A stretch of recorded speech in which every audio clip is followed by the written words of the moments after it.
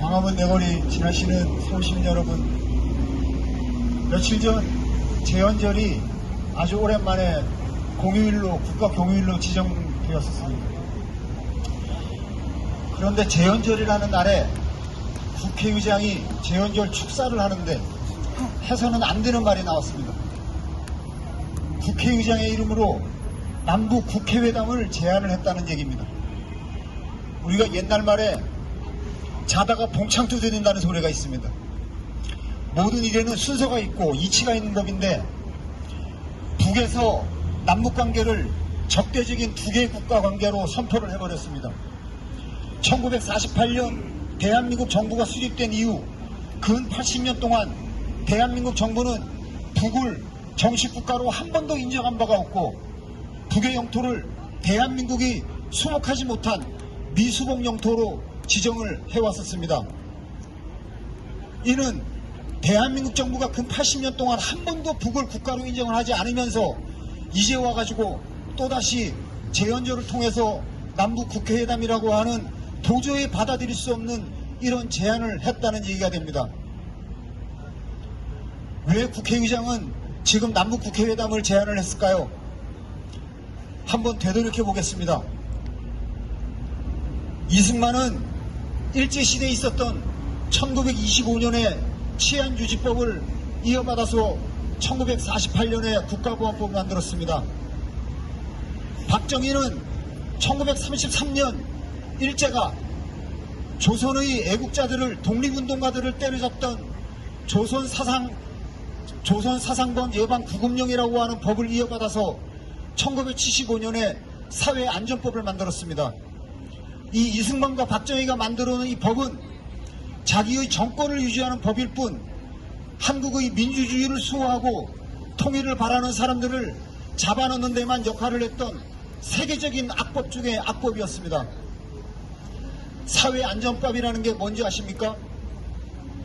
통일운동을 하다가, 민주주의 운동을 하다가 국가보안법으로 구속이 됩니다. 국가보안법으로 구속이 되면 법무부와 정보기관이 달라붙어서 반드시 전향서를 쓰게 합니다. 이 전향서를 쓰지 않은 사람들은 구속 만기가 되었어도 세상에 빛을 보지 못하고 청주보호감호소, 청송감호소, 이러한 감호보호소로 다시 구속이 되게 됩니다. 전향을 하지 않았다는 이유 하나만으로.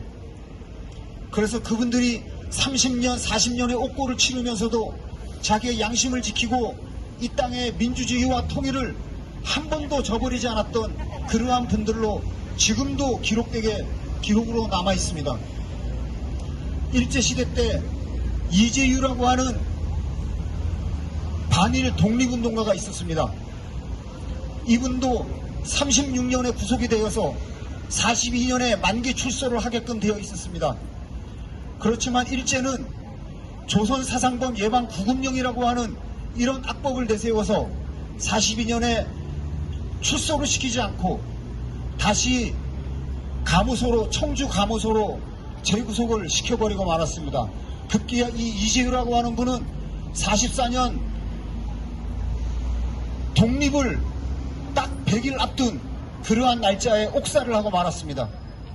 이승만이 만든 법이 그렇게 민주주의와 통일을 탄압하는 법이었고, 박정희가 만든 사회안전법이야말로 이 땅의 통일을 질식시켜왔던 그러한 악법 중에 악법이었습니다. 조정식 국회의장이 제안했던 남북 국회회담이 성사가 되기 위해서는 이러한 악법 중의 악법인 국가보안법을 먼저 철폐를 해야 합니다. 아직까지도 대한민국 이재명 대통령은 북을 국가로 인정하지 않고 있습니다. 그 대표적인 사례가 헌법 3, 4조에 나와 있습니다. 자유민주주의 체제의 흡수 통일을 해야 한다든지, 또는 이북의 영토를 대한민국의 영토의 일부로 간주를 한다든지, 이러한 영토 조항과 흡수 통일 조항이 있는 한은 북은 남쪽의 정부가 어떤 그 제안을 하더라도 그 제안을 수용하지 않을 것입니다. 자, 눈을 조금 더 돌려보겠습니다. 이재명 정부의 윤석열 정부를 이어서 소위 방산수출이라고 하는 이 수출이 엄청난 속도로 성장을 하고 있습니다. 이 방산수출로 벌어들인 돈이 서민 경제와 과연 무슨 관계가 있겠습니까? 아무 관계 없습니다. 대기업, 방산기업의 배만 불리게 할 뿐입니다. 근데 더 위험한 것은 중국과 관계를 유지한다, 러시아와 관계를 유지한다고 하면서 한국 정부는 나토와 군사적으로 점점 더 빠르게 밀착되어 가고 있습니다. 나토의 무기 체계와 한국의 방산기업의 무기 기술 체계를 일치시킨다는 것은 무엇을 의미하겠습니까? 나토는 이제 트럼프의 미국의 손아귀에서 벗어나서 나토 자체의 독자적인 핵무장, 독자적인 군사대국화를 발빠르게 추진하고 있는데, 거기에 한국 정부가 방산 수출을 명분으로 무기를 대주겠다고 하는 것입니다. 이것은 위험천만한 얘기입니다. 때문에 러시아 외무부 대변인은 한국 정부가 나토와 군사적으로 밀착하게 되면, 그리고 한국 정부가 우크라이나 우선 지원 물품 목록이라고 하는데 먼저 참여하게 되면 러시아는 가만히 있지 않는다, 반드시 한국의 정부에게 보복을 가할 것이다 라고 공개적으로 천명하고 있는 이유가 그것입니다. 자, 중국과 러시아를 자극하고 조선을 자극하게 되는 한국과 나토의 군사적인 밀착은 한반도의 정세를 굉장히 어둡고 힘들게 만들 뿐입니다. 지금 한반도 주변에 어떤 훈련이 벌어지고 있는지 아십니까? 림팩이라고 하는 세계 최대 규모의 다국적 연합군이 들어와서 해상훈련을 실시하고 있습니다. 이 훈련에 30개국의 나라가 참여하고 있습니다. 그래서 세계 최대의 다국적 해상훈련이라고 얘기를 하고 있습니다. 이 림팩 훈련은 중국을 견제하고 북을 견제하는, 특히 한반도의 유사시를 대비하는 그러한 침략적이고 공격적인 훈련 연습입니다. 이 림팩이라고 하는 전쟁 훈련만 보아도 한국 정부가 여전히 북을 적대시하고 미국의 적대 정책에 편승하고 있는 그러한 비자주적인 비주권적인 정책을 갖고 있는 정부라는 것을 입증하고 있습니다. 이러한 전쟁 훈련을 포기하지 않고 미국의 그러한 전쟁 강요에 정면으로 이거는 아니다라고 얘기하지 않는다면 조정식 국회의장이 제안한 남북 국회회담은 절대로 성사될 수 없습니다. 대한민국 국민이라면 그 누구나 다 남북 국회회담이 벌어지고 남북의 화해와 대화의 그러한 국면이 열리기를 당연히 기대하겠죠. 그렇지만 한국 정부가 적대 정책을 우선 포기하지 않고 미국의 전쟁 강요에 편승하는 전쟁 훈련에 불참하지 않는 한은 절대로 그 어떤 제안도 북쪽에서는 호응할 수 없는 것입니다. 이러한 일들이 벌어지고 있는 판국에 미국은 끊임없이 관세 협박과 투자 강요와 이것을 통해서 한국의 산업을 공동화시키고 한국의 노동자들을 길거리로 내몰고 있습니다. 요새 9천까지 올라갔던 코스피가 이제 6천까지 내려왔습니다. 코스피 덕분에 살림살이가 좀 나아지셨습니까? 그런데 불행하게도 대부분의 서민들은 이러한 코스피의 바람에 오히려 빚을 내서 투자했다가 깡통을 차고 있는 형국에 빠져버렸습니다. 코스피가 9천을 올라가고 3만을 친다고 해도 서민경제와는 아무 상관없습니다. 지금 서울 시민 중에 재산 460억 이상을 갖고 있는 사람들이 6,200명을 넘었다고 합니다. 이거는 전 세계에서도 찾아볼 수 없는 수치입니다. 코스피가 9천이 넘어가고 3만이 넘어가면 결국 돈 버는 대다수의 사람들은 재산을 360억 이상 갖고 있는 사람들, 아파트를 열 몇 채씩 갖고 있는 사람들, 한국의 수출로 먹고 사는 이러한 수출 대기업들이야말로 이 코스피 지수의 직접적인 수혜자일 뿐 서민 경제와는 아무 상관이 없습니다. 주식과 금융으로 돌아가는 나라일수록 그 나라의 경제 전망은 어두울 수밖에 없고 나락으로 떨어질 수밖에 없습니다. 주식과 금융으로 살찌운 나라에 그 나라의 제조업들은 하나같이 다 망해먹었습니다. 일본이 그랬고 미국이 그랬고 독일이 그랬습니다. 모든 나라들이 수출과 금융으로 먹고 사는 한 대다수의 서민들이 먹고 살아야 할 그러한 산업의 터전들은 다 망해버릴 수밖에 없습니다. 결국은 GNP는 올라가지만 서민들의 이런 불평등과 양극화는 더욱더 심해지고, 그거를 틈타서 재벌들은 다른 나라에 투자하고 한국의 재산들을, 자본들을 외국으로 빼돌려서 한국의 일자리는 외면하고 외국의 일자리를 가지고 자기들이 배를 채울 뿐인 것입니다.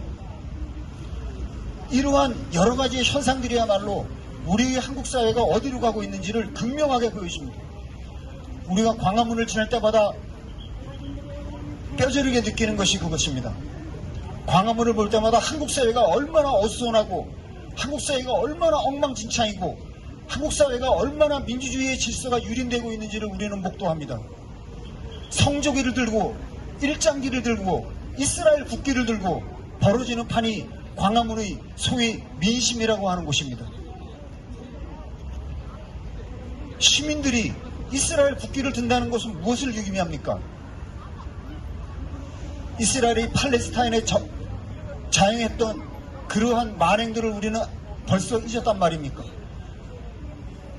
이스라엘과 미국은 팔레스타인 땅을 쪼개서 미국인 유대인들에게 그 땅을 계속 매매를 하고 있습니다.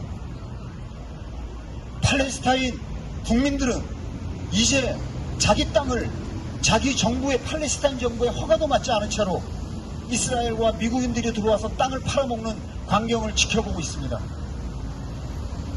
이 땅에서 성조기를 들고 시위를 한다는 것은 무엇을 의미하겠습니까? 일장기, 우길 승천기를 든다는 것은 무엇을 의미하겠습니까?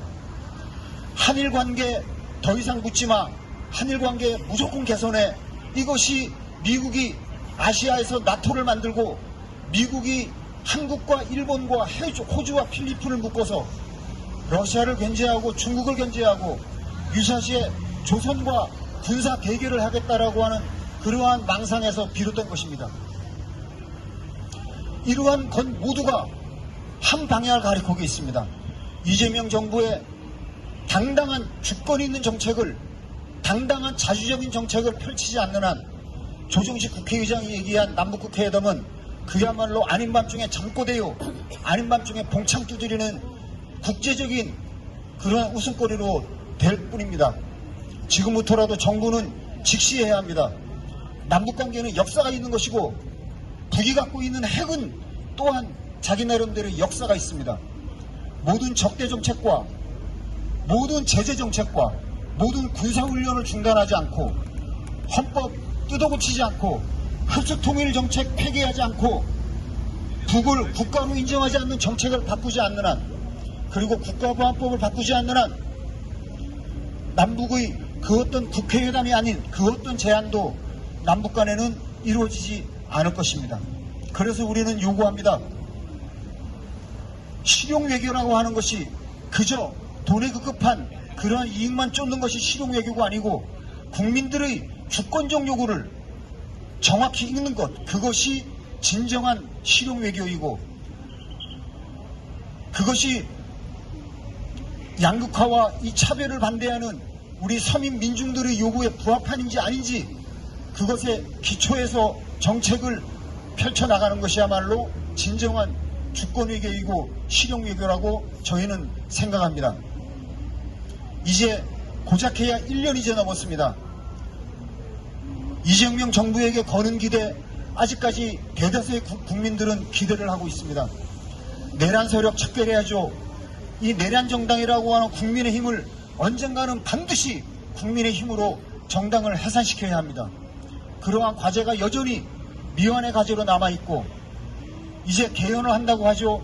그 개헌을 한다고 하는 것이 그냥 그저 흉내를 내는 그러한 개헌이 아니라, 이번 기회를 통해서 남북관계를 막고 있고 한미 간의 그러한 불평등하고 예속적인 그러한 관계를 갖고 있는 모든 법령들을 폐기하고 주권과 자주를 지켜낼 수 있는 그러한 개헌을 해나가야 하는 것이 이제 남은 이재명 대통령의 남은 임기에 해야 할 시대적 사명입니다.